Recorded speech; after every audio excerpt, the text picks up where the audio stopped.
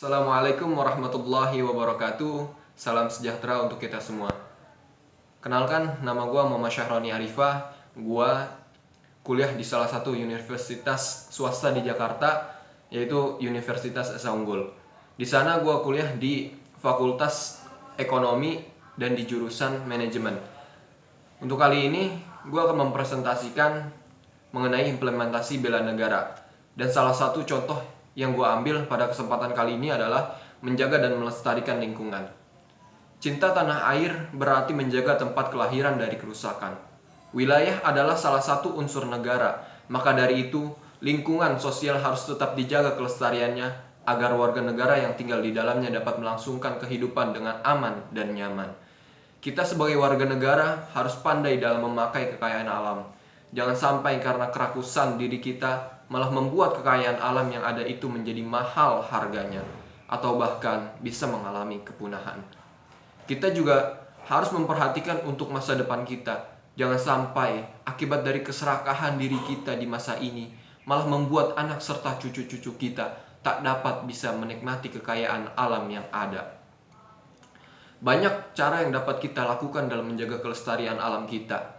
Mulailah dengan cara yang mudah, yaitu dengan cara yang pertama, selalu menyadari bahwa alam itu milik Tuhan. Karena dengan kita menyadari alam itu milik Tuhan, sudah pasti kita akan menjaga dan merawatnya dengan baik. Yang kedua, membuang sampah pada tempatnya.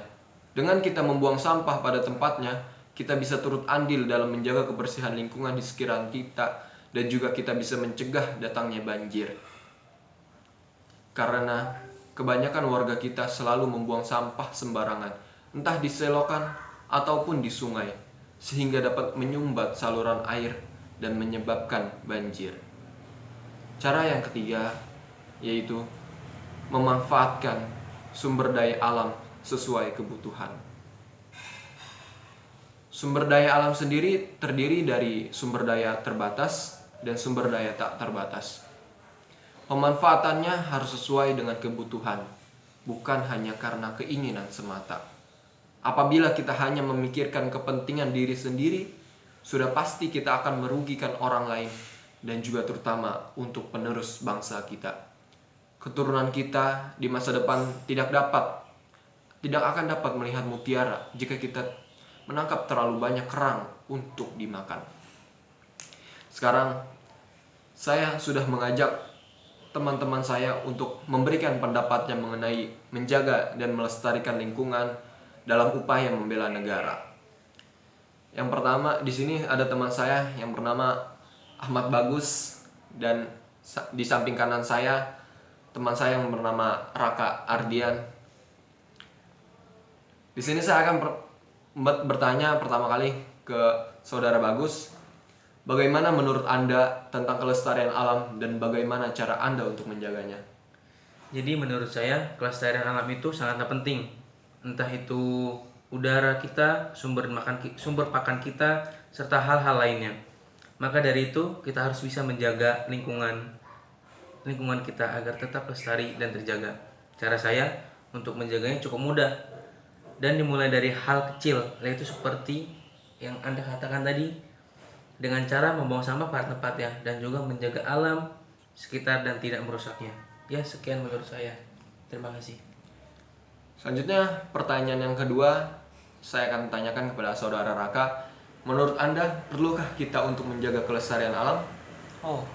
Itu menurut saya sangat perlu, karena dari alamlah kita makan, dari alamlah kita bisa minum, dan dari alamlah ternak kita bisa makan dan juga minum.